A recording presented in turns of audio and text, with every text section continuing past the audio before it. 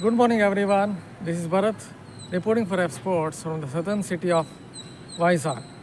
So, what I'm doing here at this point of time in the year? Well, I've come here to give you all reports, all details of the final ODI between India and South Africa.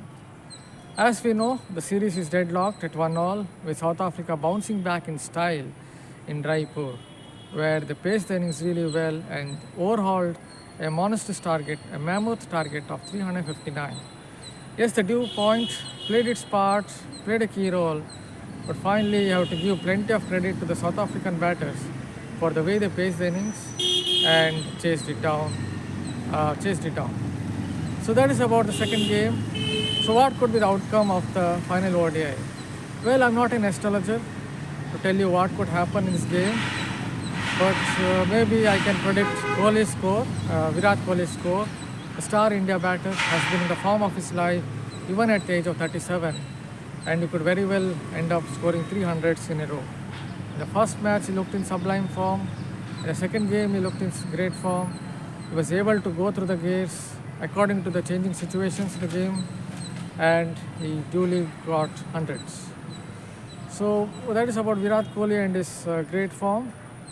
But what about Virat Kohli, the man?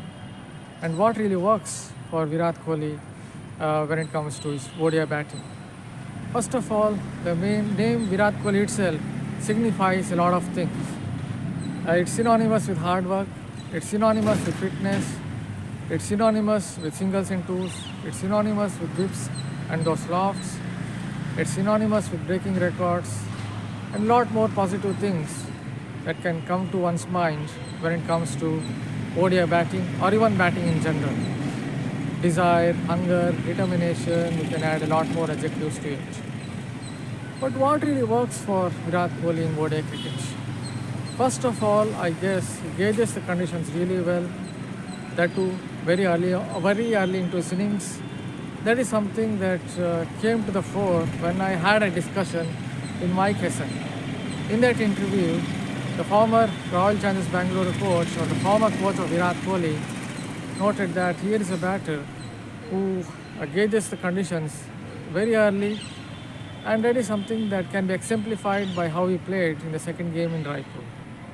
In that match, there was a brief period when the ball was stopping a bit on the bat, and that was the phase when you demanded a batter to play a lot more straighter, and that is exactly what Kohli did. He was even advising Ruturaj Gaikwad, his junior partner, to play that way or on those lines. And here, Kohli's innings can be compared to how Jaiswal played early on in that Raipur ODI. He was trying to play reverse sweep, he was trying to play sweep, he was trying to play across the line, he was trying to play short square of the wicket, but eventually he succumbed the short ball and got out. That was that early phase where it demanded Jaiswal to play maybe a little more cautiously, take his time, bide his time, and then build an innings. See, one has to also remember in one-day cricket, there are 300 deliveries. It's not 120 deliveries where you just go gung-ho from the word go.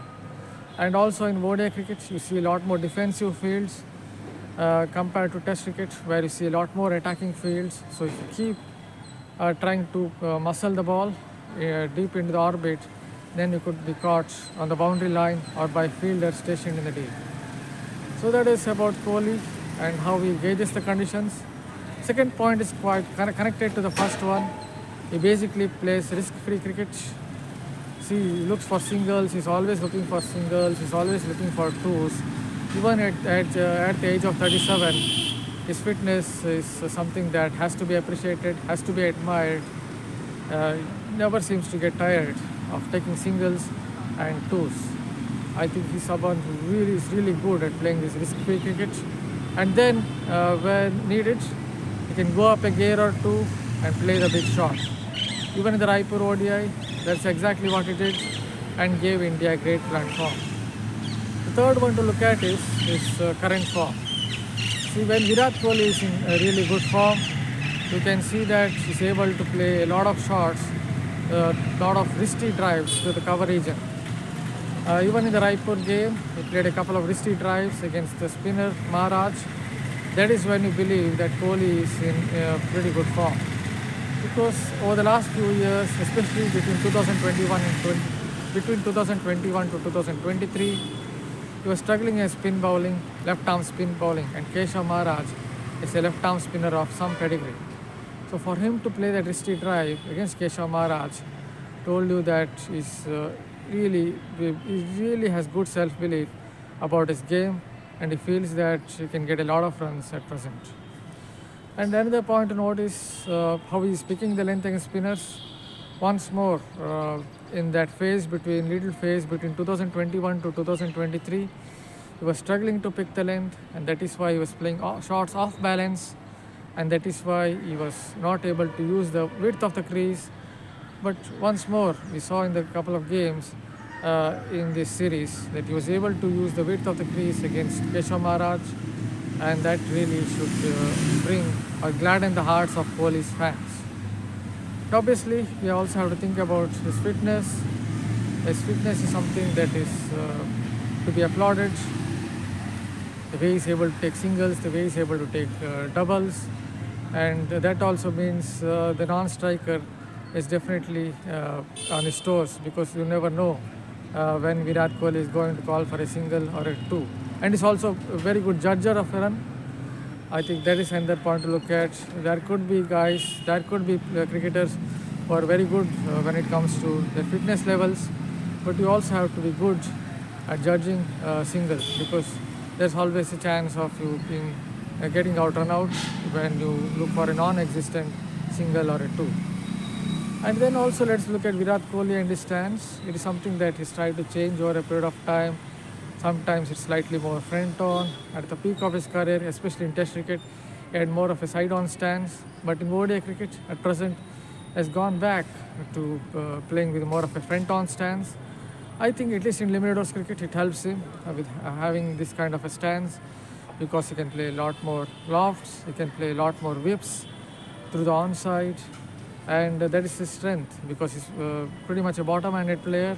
Yes, in Test cricket, having that kind of a front-on stance somewhere might have gone against him, especially during the last 4 or 5 years, when he went on a downhill path, when he tried to play cover drive when he tried to play drives, he was definitely edging a few, and that is when I think that front-on stance went against him, because you have to turn your body a little bit and then play that particular stroke.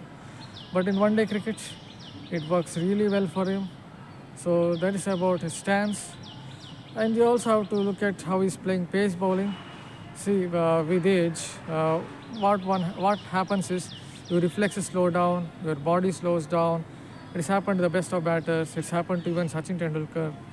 But if you look at how Kohli is playing pace, it seems like he still has a little more time on his hands.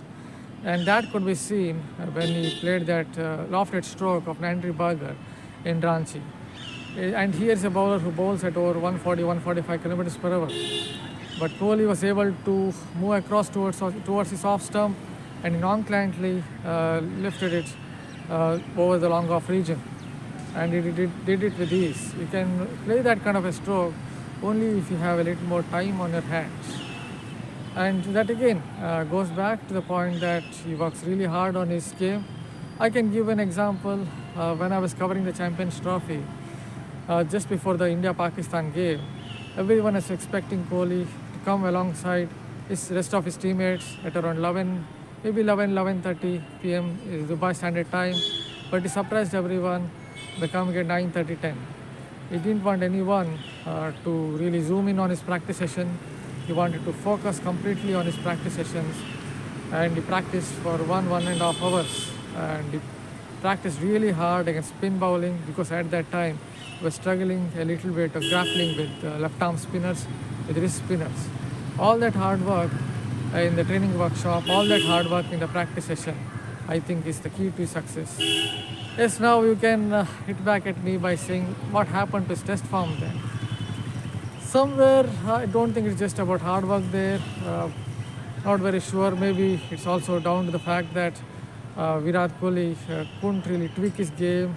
Couldn't really tweak his game in a manner where he could play more shots, square off the wicket on the offside, and perhaps playing across formats also didn't help, because what happens is in ODI cricket, in T20 cricket, you would want to have a little more of a what can you say, higher bat lift.